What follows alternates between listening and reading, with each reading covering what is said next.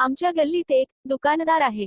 मी त्याच्या दुकानावर गेलो व त्याला विचारले की बाबा रे, मला एक प्रश्न विचारायचा आहे, त्याचे उत्तर देऊ शकतोस का? तो म्हणाला तुम्ही खुशाल विचारा, मी नक्की उत्तर देण्याचा प्रयत्न करीन.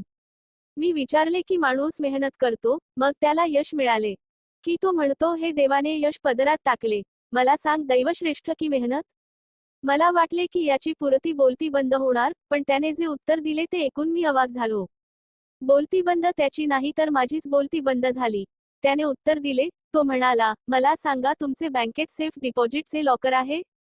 त्या लॉकरला 2 चाव्या असतात, एक तुमच्याकडे आणि एक बँक मॅनेजरकडे. लॉकर उघडताना त्या दोन्ही चाव्या लॉकरला लावाव्या लागतात. तरच तो लॉकर उघडते अन्यथा नाही. बरोबर ना? मी म्हणालो बरोबर, पण याचा मी विचारलेल्या प्रश्नाचा काम संबंध?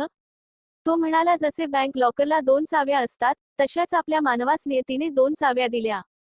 एक मेहनतची चावी, ती आपल्या पाशी असते, तर दुसरी नशीब दैव चावी ही त्या परमेश्वरापाशी असते. आपण आपली चावी यशाच्या लॉकरला लावून द्यायची. जेव्हा परमेश्वर त्याकडची चावी यशाच्या लॉकरला लावेल, तेव्हाच आपले यशाचे लॉकर उघडेल अन्यथा नाही.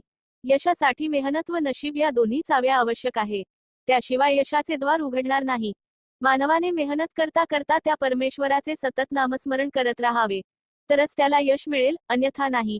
नुसती मेहनत करूनही उपयोग नाही व नुसती भक्ती करूनही उपयोग नाही. यश मिळवण्यासाठी मेहनत व भक्ती दोन्ही आवश्यक आहे.